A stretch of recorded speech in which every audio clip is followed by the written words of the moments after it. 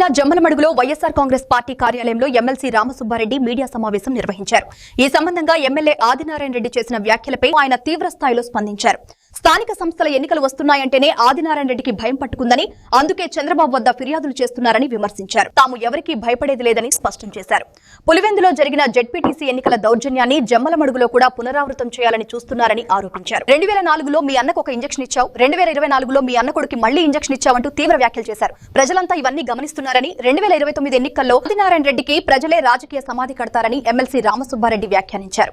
తమ కుటుంబం నుంచి 5 సార్లు ఎమ్మెల్యేగా గెలిచామని, రాబోయే 25 ఏళ్లు కూడా జమ్మలమడుగులో వైఎస్ఆర్ కాంగ్రెస్ పార్టీ జెండా ఎగురుతూనే ఉంటుందని ధీమా వ్యక్తం చేశారు. నేను నిన్న జమ్మలమడుగు శాసనసభ్యుడు ఆదినారాయణ రెడ్డి గారి స్టేట్మెంట్ చూశాను.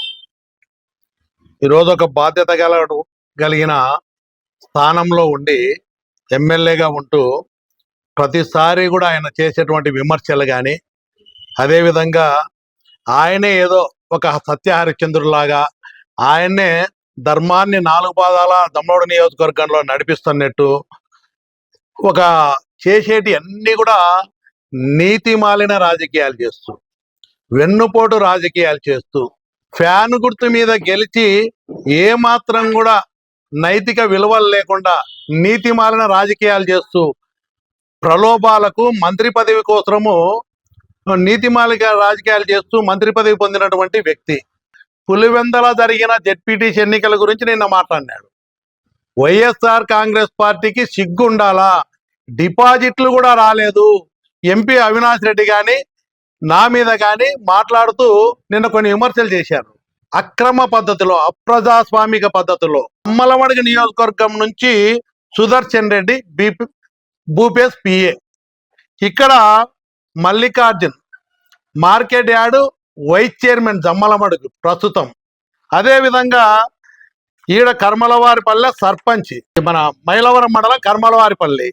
అదేవిధంగా ఎంత బరి తెగించినారంటే కూటమి నాయకులు, కలెక్టర్ ఇక్కడ పోలింగ్ బూత్ లో ఉన్నాడు.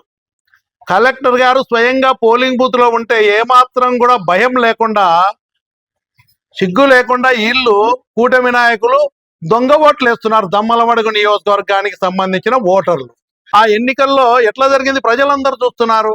చాలా దుర్మార్గంగా, దౌర్జన్యంగా అధికారాన్ని అడ్డం పెట్టుకొని కూటమి నాయకులు, ముఖ్యంగా ఆదినారాయణ రెడ్డి జమ్మలమడుగు నియోజకవర్గం నుంచి ఓటర్లను తీసుకుపోయి ఓట్లు వేయించి ఎలక్షన్ జరిపి ఇప్పుడు అవినాష్ రెడ్డి గారు మాట్లాడుతున్నారు మీకు డిపాజిట్ రాలే, సిగ్గుంది అని. సిగ్గుండాల్సింది ఎవరికి? నీలాగా ప్రలోభాలకు, ఒత్తిళ్లకు, నీతిమాలిన రాజకీయాలు చేయలే ఎంపీటీసీలు.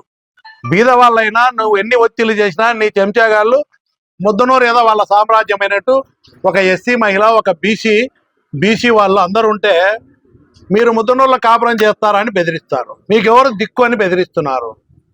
ఫోన్లు చేసి వాళ్ళు మాట్లాడుతూ ప్రలోభాలు పెడుతున్నారు. ఎన్ని లక్షలు కాబట్టి సూట్ కేసు మీ ఇంటికాడ పెడతామని చెప్పి వాళ్ళ ఇంటి దగ్గరకు పోయి పెడితే కూడా వాళ్ళు స్పందించలే. ఫోన్లలో మాట్లాడేది వాస్తవం, వాళ్ళు మాట్లాడింది వాస్తవం, వీళ్ళతో బెదిరించింది వాస్తవం, మీకు లక్షల రూపాయలు డబ్బులు ఇస్తాదనేది వాస్తవము. ఆదినారాయణ రెడ్డి ఏమో వాళ్ళు నా దగ్గరకు వచ్చే వద్దన్నా అని చెప్తున్నాడు.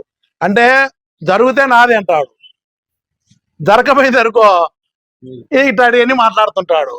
ఏదో నన్ను ప్రశ్నించకూడదు, నువ్వేం గొప్ప మహాత్ముడివే, నిన్ను 4 సార్లు గెలిపించే కనీసం ఒక్క నిజాయితీగా మాట్లాడుతున్నావా? కనీసం ఒక్క నిజం చెప్తున్నావా? అన్ని పొద్దున్న లేచే పచ్చే అబద్ధాలతో కూడుతుంది నీ జీవితం అంతా. ఎవరన్నా నన్ను ప్రశ్నిస్తే అడ్డంగా నరికేస్తా, ఫుట్బాల్ ఆడతా. నన్ను ప్రశ్నించినా అంటే ఊరుకోను. ఏం చేస్తావు నువ్వు ఊరుకోక? నీకే అంత ధైర్యం ఉంటే నిజాయితీగా బతికే వాళ్ళకి మాకెంత ఉంటుంది? ఏం భయపడతారనుకున్నావా? స్థానిక సంస్థల ఎన్నికల్లో చూస్తాడంట, ఏదో గుచ్చుతాడంట, ఇంజక్షన్ ఇస్తా అంటాడు. స్థానిక సంస్థల ఎన్నికల కోసము చంద్రబాబు నాయుడుతో మాట్లాడొచ్చినాడు 9వ తారీఖు. అరే స్థానిక సంస్థల ఎన్నికల కోసం చంద్రబాబు నాయుడు దగ్గరికి ఎందుకు పోతాడు? భయం పుట్టుకుంది ఆదినారాయణ రెడ్డికి. సార్ ఇక్కడ మా జాతకం అంతా తెలిసిపోయింది, ప్రజలు చాలా కోపంతో ఉన్నారు, మళ్ళీ పులివెందల్లో చేసిన రాజకీయం చేసే తప్ప స్థానిక సంస్థల ఎన్నికలు గెలవలేమని చెప్పి చంద్రబాబు నాయుడుకి పోయి చెప్పుకున్నాడు. నువ్వు భయపడుతున్నావు, మేం కాదు అని. నేను ఒకటే చెప్తున్నా, ప్రతి పంచాయతీ, ప్రతి మున్సిపాలిటీలో రాబోయే స్థానిక సంస్థల్లో ఖచ్చితంగా పోటీ పెడతారు వైఎస్ఆర్సీపీ పార్టీ నాయకులు, ధైర్యంగా ఎదుర్కొంటారు. నీ అక్రమ సంపాదనతో గాని నీ దౌర్జన్యాలకు గాని భయపడే వాళ్ళు ఎవరు లేరు. ఆదినారాయణ రెడ్డి మళ్ళా పులివెందుల ఎన్నికల్లో పోతానంటున్నాడు. ముందు దమ్మరావుడిలో చూడు నువ్వు. పులివెందుల వరకు అవసరంలే, నేను అవసరం లేదంట. నీ ముఖానికి మళ్ళా జగన్మోహన్ రెడ్డి రావాలా. జగన్మోహన్ రెడ్డి టికెట్ ఇచ్చే నీలాంటి వాళ్లకు రాజకీయ ఎంతో 151 మంది ఎమ్మెల్యేలు, అంతకుముందు నీలాంటి వాళ్ళు 66 మందికి, కొన్ని వందల మందికి రాజకీయ భిక్ష పెట్టిన నీలాగా ఎమ్మెల్యేలు చేసినారు. ఏదో మాకందరికి కూడా ఒక ఇంజెక్షన్ ఇస్తా అంట, సూదితో గుచ్చి ఇంజెక్షన్ ఇస్తాను నా కథ తెలుస్తాదని. నువ్వు ఇంజెక్షన్ ఇచ్చినావు 2004లో, మీ అన్నకు ఒక ఇంజెక్షన్ ఇచ్చినావు. 2024లో మీ అన్న కొడుకు ఒక ఇంజెక్షన్ ఇచ్చినావు. 2029లో నీకు ప్రజలు సూదితో గుచ్చి ఇంజెక్షన్ ఇచ్చి రాజకీయ సమాధి కడతారు, నువ్వు గుర్తుపెట్టుకో. రెండోది చెప్తున్నా, నేను 4 సార్లు ఓడిపోయినామంటున్నావు. 4 సార్లు ఓడిపోయినా. మా కుటుంబం 5 సార్లు ఎమ్మెల్యేగా గెలిచాం. నీ చాప్టర్ క్లోజ్, మళ్ళీ రాసి పెట్టుకో. మళ్ళా 5 టర్ములు మళ్ళా మేమే ఉంటాం.